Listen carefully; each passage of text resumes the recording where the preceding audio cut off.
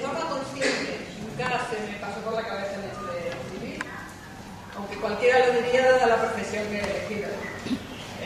Porque paso por la universidad con un deseo real de saber, un deseo de investigar, quieras que no te hace escribir o bien artículos para el circuito universitario o bien escritos, en mi caso, para el gremio al cual pertenezco, ¿no?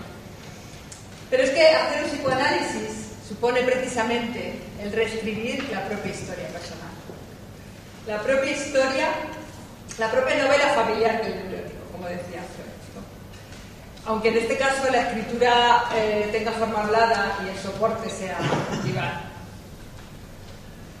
Pero si uno quiere alcanzar realmente o plantearse la posibilidad de alcanzar un final de análisis, el hecho de escribir se torna indispensable. Tuve un primer empuje consciente a escribir algo a partir de una demanda de un profesor muy querido por mí de la universidad, que no es por casualidad, como dice el psicoanálisis, que fue el primero al que oí escuchar hablar de Lacan. Recuerdo que me dijo algo así como que escribiera algo sobre el cuerpo, así, sin más. Claro, yo ante esa demanda suya me quedé entre emocionada y agradecida por una parte, pero perpleja por otra. Emocionada y agradecida porque yo pensaba que si un profesor de tal calibre me demandaba eso, pues es que él veía algo en esa capacidad en mí. Y perpleja porque evidentemente yo no sentía esa capacidad dentro de mí, ni mucho menos. No me surgía nada de la cabeza, la tenía en blanco, más bien diría yo incluso en negro. Cierto que realmente mi primera transmisión, y esta sí ya inconsciente, fue la imagen que yo tenía de pequeña, yo tengo de pequeña de hecho, de ver a mi madre sentada en el sillón del comedor de mi casa, leyendo libros y escribiendo cuaderno tras cuaderno. Cuadernos que luego amontonaba en los armaritos de la vitrina del comedor estilo español. El comedor estilo español, estos comedores que las patas son caras, son como gárgolas. Bueno, pues ahí los guardaba. Y en los momentos, esos típicos infantiles de aburrimiento, pues yo me dedicaba a registrar y veía esos cuadernos amontonados y los cogía y me imaginaba que ella había escrito cosas interesantísimas, aunque evidentemente ni las leía yo y si las hubiera leído no me hubiera enterado de nada. Bien, mucho más tarde, en aquellos momentos en que se planteaba en mi casa el tema de si yo iba a ir a estudiar a la universidad o no, pues mi madre me comentaba que ella, si hubiera podido estudiar, hubiera hecho periodismo. Para mí el periodismo suponía y supone ahora, supone escribir, es sinónimo de escribir. Bueno, y para mí ese dicho de mi madre, ese deseo de mi madre supuso como una incitación a yo hacerlo, ¿no? Su deseo que fuera realizado por mí. Pero para mí ese deseo en ese momento era un deseo imposible. No me cabía en la cabeza la posibilidad de escribir porque ni sabía de qué escribir ni cómo hacerlo. Algo parecido a aquello que sentí como años después con este profesor mío me dijo que escribiera. Recuerdo también haber tenido un amigo que sí escribía y además ganaba premios literarios. Y yo le preguntaba ya de forma pragmática, oye, ¿cómo se escribe, no? Y él me decía, bueno, pues tengo una idea o una frase, la escribo en un papel y a partir de ahí empiezo a hilar, a asociar. Precisamente el psicoanálisis se trata de eso, de asociar libremente, asociación libre, el método inventado por Freud. Después de estos hechos, no es casualidad que mi primer escrito sea sobre la madre. Y han tenido que pasar casi 20 años, y tenerme en con Cristina, por supuesto, para que en mi cabeza surgiera algo que pudiera poner en palabras. Pero esto ha sido posible gracias a mi paso por un psicoanálisis. Como he dicho antes, es una reescritura de la historia personal. Y a través de la palabra, es una reescritura, pero a través de la palabra hablada, ¿no? Y eso me ha permitido escribir algo relacionado con este viaje. La madre estrago.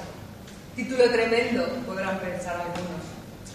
Pero la idea que hay detrás de este libro, y lo que el psicoanálisis saca a la luz, es la paradoja que hay entre la posibilidad de que puede causar estrago, y subrayo la palabra posibilidad, puede causar estrago tanto el abandono y la humillación de la madrastra como los altos logros conseguidos y la bondad de la madrina.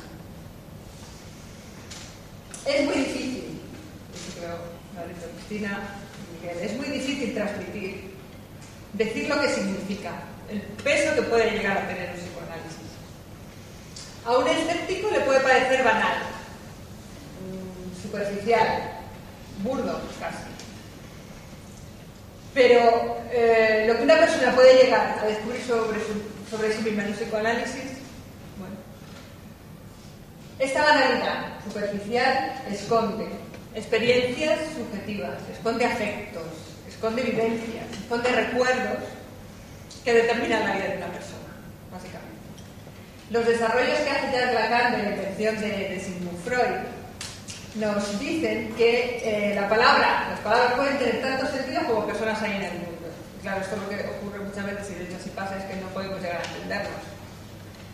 Pero entre el extremo de lo banal, lo burdo, lo vulgar, y lo ininteligible, lo críptico y lo oscuro, existe un amplio margen en el cual se puede hacer muy accesible este saber sobre el psicoanálisis y que puede ayudar un poco mejor, pero sobre todo a aquel que quiera escuchar. El psicoanálisis es útil, sirve para sufrir menos. Se sufre menos porque se entiende más, porque nos da ese poder para entender más. Entender más reduce la ambigüedad, reduce la incertidumbre, reduce la angustia. Y se sufre menos porque ayuda a aceptar mejor lo que a veces no se entiende realmente. Pero el precio a pagar siempre hay que pagar. El precio a pagar es que no se puede establecer a priori un número determinado de pasos para resolver un problema, para solucionar un problema que se nos plantea. No existe en psicoanálisis algo que en matemáticas se llama un algoritmo, que en breves palabras quiere decir que no existe una receta técnica. El psicoanálisis no es una ciencia, pero eso no significa que no tenga validez, como un campo del saber humano que puede ayudarnos a encontrar algunas claves que nos posibilitan a resolver enigmas de la existencia humana en general, de la cultura y de cada uno de nosotros en particular. Ese deseo de entender es lo que me mueve a la hora de querer divulgar el psicoanálisis. En otras palabras, poner mi granito de arena para poner al alcance del público de lo que se trata en psicoanálisis. Pero esto no significa que ahorre trabajo a aquel que quiera acercarse a él, ni mucho menos. Y dado que es útil, sería un acto de aislamiento por mi parte no compartir esta posibilidad de abrir el interés a otros. Cuando entiendes algo complejo, algo que no has entendido, algo que es un enigma, algo que no has entendido durante mucho tiempo, se forma un deseo en tu interior irrefrenable para compartirlo, para transmitirlo. Y es en esta tarea en la que nosotros ahora estamos interesados.